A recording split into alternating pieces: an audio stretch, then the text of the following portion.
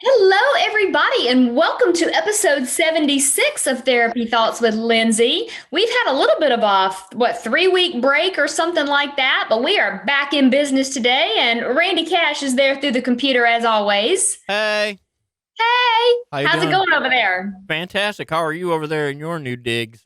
Right, man. It seemed like every week there was something going on with the move. And so it just seemed like a better plan to go, you know what? Let's just take a little bit of a hiatus, come back to it and be a little fresh to the whole situation. There was just a bunch of stuff to do. It was a little bit of a stressful, but grateful process.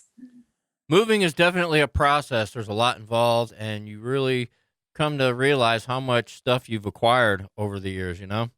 Yeah, it was a really good decluttering activity. And we only brought stuff to the new house that we actually used and wanted to keep. And we didn't just hold on to stuff for the sake of holding on to stuff, which I think is a far better approach because I like stuff. I know there's some people that are like very minimalist and they don't like stuff, but I sometimes get attached to things. And so I had to be very strategic and not just keep things for the sake of keeping them. But I'm kind of proud of myself. But we did a good job. We did a good job. You'll have to come see the new place. I would love to. Absolutely. Remember when we moved down the street Mhm. a few houses and all the stuff we got rid of? We did. A And lot of we it. actually that was an interesting move too, because we like carried everything down the street basically as much as we could. And then the heavy stuff, I can't remember how we moved all of it. But yeah, it was a process. I feel like it's funny, it brought back a lot of memories because back 7, 8 years ago when my life kind of fell apart, that's how I describe it. I moved, I think I added 11 times in a year and a half. And then there were three office moves that happened within like a 2 or 3 year period after that. So that's a lot of moving in a really short period of time. So I kind of feel like this is sort of the okay, I feel very settled. I don't see us going anywhere. We're kind of building our roots and figuring stuff out. And, I feel very grateful and also very grateful for this whole kind of entrepreneur life where I can start and stop things if I want to, like the podcast, just because life got in the way. How about what? 7 years ago is when your life fell apart? That's about the time you met me, isn't it? Let's see. So I would have met you in early 2014. So yeah, about 7 years ago. Actually, it's probably more like 8, 9 years ago when everything really started falling apart. And then by the time I met you, I was just spiraling. You're welcome. You got to deal with spirally Lindsay. But, anyways, I digress. But I know we have missed a few weeks and I've still been doing the blog each week. So I thought maybe today we would just do a little bit of a recap of where we've been these last 3 weeks and then kind of hit the reset button as to where we go from here. So, as I mentioned, in the new place, I've got a recording studio and I've got some other things that I'm going to be setting up, which is going to allow me to finally get the rest of my workshops, my online courses, to get those all launched because they've been kind of in a pause phase since pretty much as soon as we knew we were moving, they kind of got the pause button. So I'm looking forward to getting that relaunched. And over the last couple of weeks in the blog, we've been talking about courageous conversation and active listening. Now, I talk a lot about using or downloading my free relationship communication guide. I will put a link to that in the body of the description of this podcast. If you have not yet downloaded it, go ahead and click that. It's free. It gives you some insight, even more into what we're going to be talking about today. But it's basically this idea of courageous conversation and active listening. And those things lead to relationship compassion and the development of empathy within your relationship. So it's sort of think about it like this. First, I want you to ask yourself, are you having conversations with your significant other about the things that matter to you and about the things at a deep core level that you really care about? And if you can't say yes to either of those questions, I would really ask you to ponder what is standing in the way of you being able to do that. I'm not suggesting that you can't have high level conversations about the weather and how your day at work was and stuff like that. But if you're never really digging into the things beneath the surface, it's going to probably start to feel a bit disconnected at some point. The from my experience here, especially lately, the more you do it, the easier it becomes. It becomes like a routine, sort of like everything else that you do that you're accustomed to doing. The more you do it, you kind of develop a comfort level, and things become easier. Yes, absolutely. I don't know that it ever becomes like completely easy, right? I mean, it's always going to be a little bit of work when you say, wow, okay, we're going to schedule some time to talk about some deep stuff. Let's dig in. That's not ever super comfortable. But the truth is that when we put ourselves into those emotionally important, but potentially uncomfortable situations, we also give ourselves a chance to grow and develop and have deeper levels of connectivity with our partner. But we're not going to necessarily get to that if we don't go through the hard work. Kind of thinking of it as you're at this point, you want to get to another point. The only way to get from one point to the other is to actually go through that middle part, that messiness of sorting some things out. And I want to be really clear though, when I talk about having courageous conversation, this does not mean that you're going to talk about everything that matters to you and you're going to have your partner agree 100% with all of it. That's not exactly reality. Like, I don't think it's fair to ask anyone to say, well, I'm going to tell you how I feel. Now you have to agree with me.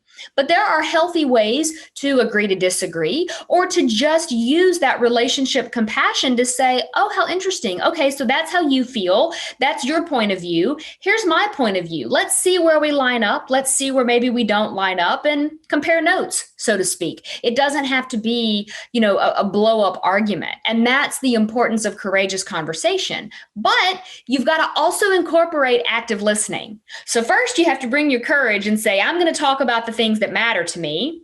But then after that, you've got to say, okay, now we're going to take turns listening to each other, and we're not going to go into defensive mode. We're not going to go into disagreement mode. We're not going to go into dismissive mode or, trying to fix it.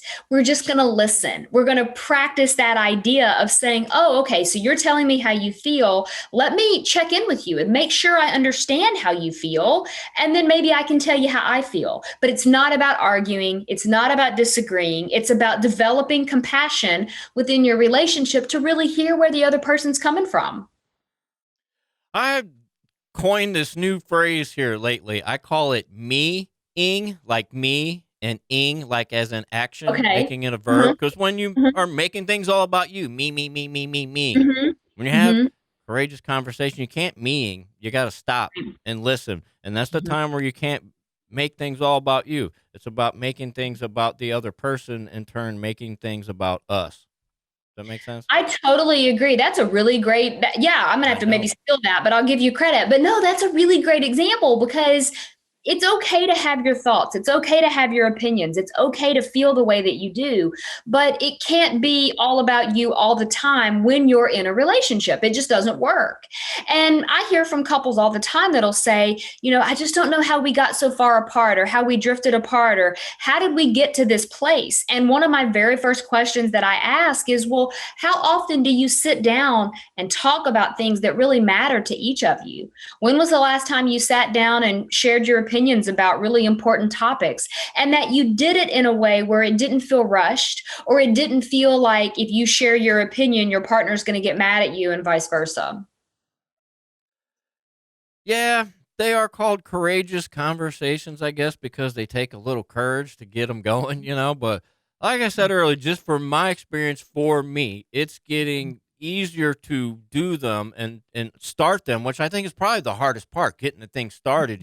So for me, it's getting easier to start them, I guess is what I should have more correctly said earlier. And if you do that, man, I promise it will become easier for you to start those up. Yeah, I had a new coaching client couple, whatever. I had a new couple start with me for some relationship coaching a couple months ago. And that was one of the things that both of them sort of brought to the table is that they were like, wow, like how did we not have these conversations for so long? Because now that we've started, it feels like it's so much easier to just jump into those conversations on a regular basis when previously it felt like we were tiptoeing around each other and kind of walking on eggshells and we didn't quite know how to bring up our concerns to the other person. And so I'll use that example where we talk about sometimes, if you've got a band-aid on your arm, whether you pull it off slowly or you pull it off really fast, you're technically still feeling the same amount of pain, but one of them is really drawn out and it's really hard to sort of like get to the end of the pain. Whereas the other one, you lean into the discomfort, you do the hard stuff, and then you're able to reap the rewards and the benefits from having invested that hard work. it is work, but it can be very important, fulfilling work if you do it with a partner that you're building together rather than being against each other. And I think sometimes that gets lost in the process of, being in a long-term committed relationship. Anytime in my adult life ish that I've been in pain, be it both emotional and physical, I learned to like mantra ish myself through these things, saying, like, it hurts right now, but later it will not. Later it will not. Mhm. That's kind of what got Yeah. me through it. No, I like that. Or, sometimes I'll have people just, figure out a way to reset. Like, okay, only spend 15, 20, 30 minutes a day, maybe not even a day, maybe a week. Start where you are, right? Don't feel like you have to do all of it at once. Go ahead and sit down and say, okay, we're going to start getting used to getting the junk out. So we're going to spend 30 minutes twice a week where we sit down, we set a timer, we get some junk out of the way, and then we go on and do happier things together. We find ways to reconnect. You don't have to always splash around the disagreement, but it's important to talk about it. And it takes practice. When we lean into things that are difficult, it's not an easy process, but that doesn't mean that it's not worth it. It's always worth it. You just got to put the time and effort in, to show Mhm. that it's worth it and make it worth it. Absolutely. Yeah. And, that's why I'm so excited about getting everything completely relaunched. I've had people sort of going through the material from my course with one on one sessions with me, which is not ideally the way it will function, where most people would just take the course on their own and consult with me if they need to. I kind of feel like by going through it with couples and that really high touch approach, it's allowed me to tweak things and to really create the modules and the lessons so that everyone can benefit. So I will remind you, go ahead and download the free relationship communication guide. You will be one of the first to know when everything relaunches, and you'll have first access to everything. And in the meantime, we're going to be, as we get close to ramping up to that relaunch, we're going to be digging into these topics a whole lot more on the podcast so that you have a really clear idea what you're getting into and what types of things we're going to cover. Everything from basic communication all the way through the sexual aspect of your relationship and everything in between. Well, everything in between can be found on my Instagram at rcashcomedy. That's at rcashcomedy on the Instagrams. Thank you very much. And you have, let's see, did you say Thursday tonight? Tonight's Thursday. So do you have a showing at where? Oh, I'll be at Backdoor Comedy and Events in O'Fallon, Missouri. Thanks for bringing that Awesome. up. I appreciate You're it. welcome very much for bringing that up. If you do want to follow along with what I've got going on, go to lindsaywalden.com. You can find all of the info there that you would ever need. You can also send me a message if you need more specific answers to your questions. I am all over social media, Facebook at Lindsay Walden Consulting, Instagram at This Is Lindsay Walden, TikTok at This Is Lindsay Walden, Pinterest is Therapy Thoughts, and Clubhouse is at Lindsay.Walden. Until next week, I do hope you keep living your best life and building that relationship of your dreams, and we'll be back with more.